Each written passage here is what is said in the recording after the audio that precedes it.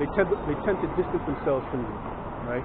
Because they don't want to be affected by you. They think that you're going to affect the way they think about the world. And most people are only able to survive in this world on plausible deniability, right? The ability to deny what is truly real. And so when you hit them with that sharp pointed spear of truth, and you break the facade, they go into cognitive dissonance, right?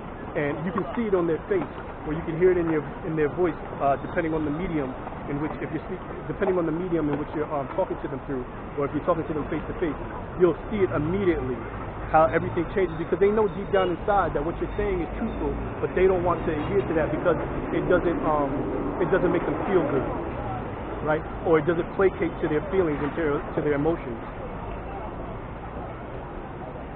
Good. So let's jump down to. Give me a moment, brothers. Let me make sure I just got. I got all the meat off that bone. All right. Good. So let's jump down to Amos. Let's go to Amos 5 and 10.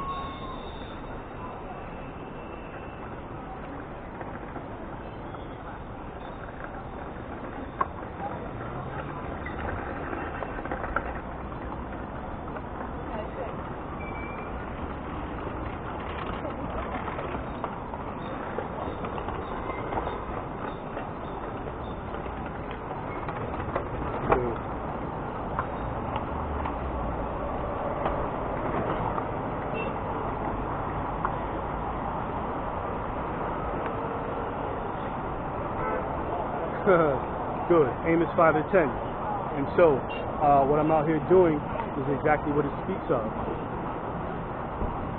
They hate them that rebuketh in the gate, right? And they abhor him that speaketh uprightly right. So when you start to speak truth, and it sears their consciousness, right? And they know that what you're saying. They know most people innately have a compass to know the difference between what is right and wrong. And so when you begin to speak that truth to them, and it steers their consciousness, as is written here, they will begin to hate you, right? Because you're not just going along to get along to agree with people, right?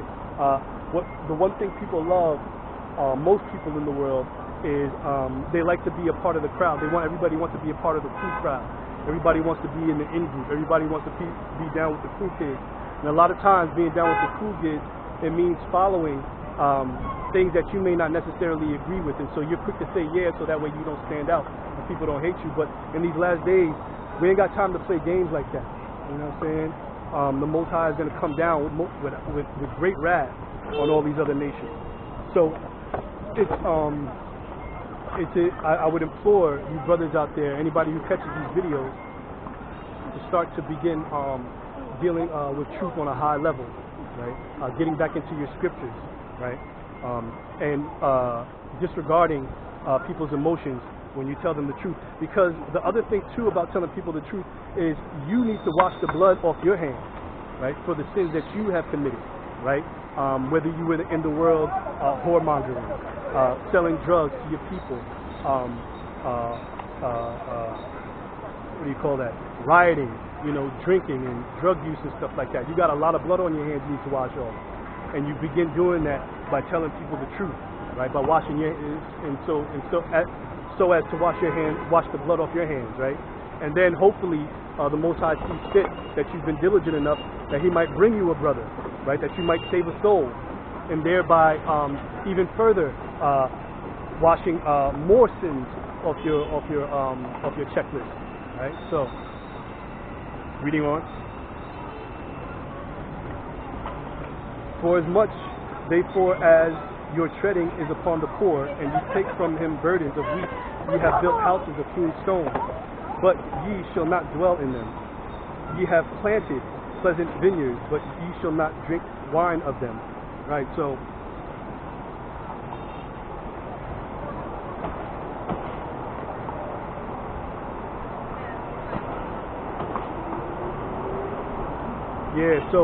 when you I don't want to jump too deep into this, but I don't want to jump too deep into this, but the more you go into the more you go into, this is talking about how you should treat the poor, right? And so as you see out here in the kingdom of Moab, the way a lot of these companies, they treat their workers, they have what you call a 996 work schedule of life, or what they call Ling Ling Chi, which is 007. That means you're working constantly, 7 days a week, 24 hours a day, right? Also, what is that? Jojo Lu, which is 996, right? So you waking up at 9 in the morning, you're getting off at 9 at night. That's a 12-hour shift, 6 days a week, right? And to work for pennies, right? And so out here in the kingdom of Moab, as they continue to tread on the poor, right, it's going to cause them, it's going to cause a lot of these companies to fall, right? Because that's bad spiritual energy, right? And the Most High, one thing that He hates is what's an abomination to the Most High is unjust scales, right? So that's unjust, and so they're going to be judged for that. But that's going off. That's a little that's a diversion from where I wanted to go in the scriptures and all that. All right, and so the love of this world, particularly in the kingdom of Moab, Moab's world, is money, right? So as I had told you guys before, one of the things that Moab loves more than anything else in this world is money, right? They worship money on a high level, right? And because of that, they are willing to sacrifice their dignity for that. One of the things that you have on a high level out here that goes unspoken is, and it's happening all over the world, especially now as the economy just becomes worse and worse. But one of the things that's become very big out here is prostitution, right? On a high level.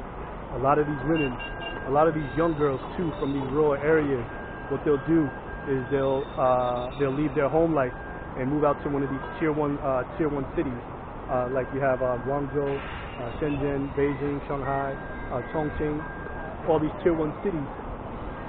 And the first thing they'll jump into, because they have no education, their family, because of the traditions of the Moabites and how they view women as less value in their families.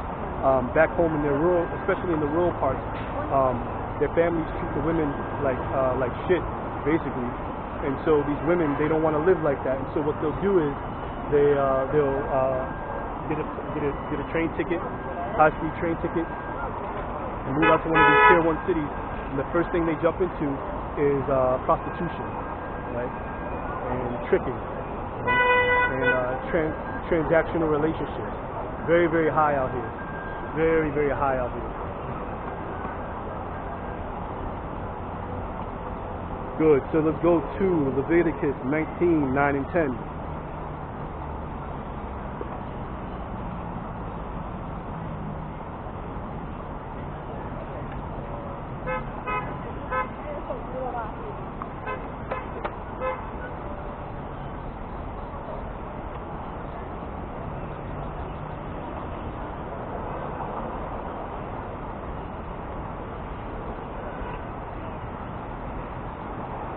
Leviticus 19 through 10.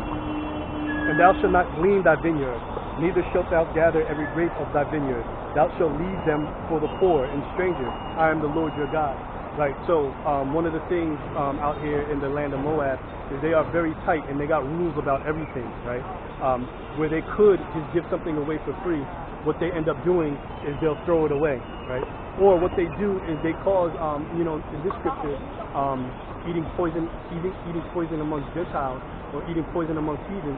What they do is recycle old food, right, and then serve it up as if it's new. You don't. A lot of times, if you go on, they have a social media site called Xiaohongshu. If you go on Xiaohongshu, people make videos and expose a lot of these companies for not selling real meat. Right? What they'll do is they'll ground up the meat, mix it with a little sawdust, some rice glue, and then they'll repackage it as real meat. or they'll wrap, they'll take like duck cartilage and wrap it in thin slices of pork fat, right, and sell it to you as a delicatessen, and they'll put all types of seasoning and sauce on top of it, and here it is, you think you're getting a real meal, right?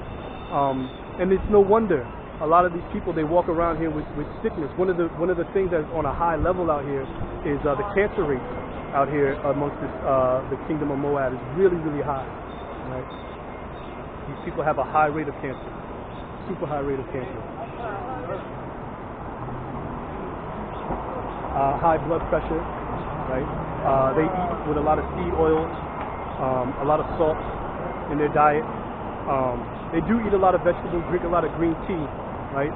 But that's only a balance. And what you're starting to see out here in the kingdom of Moab is the Moabites were known for being a very skinny and lean people.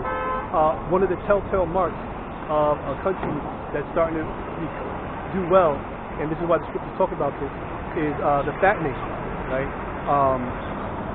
Not just the economy, but the people begin to become fat, right? And you see that now. Even though you have a lot more lean people here in the kingdom of Moab, these people are starting to become very, very fat, especially the younger generation.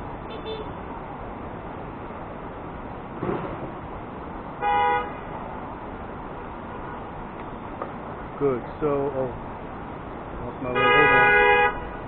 Salakia brothers, give me 1 second. Okay. Good. So, reading on.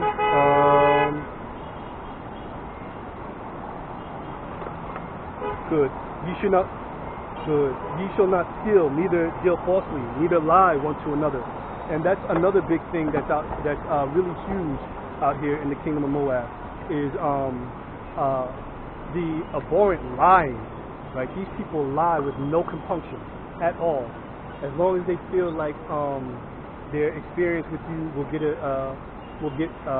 gain them an advantage, and that the lie doesn't hurt you, and they can gain from it.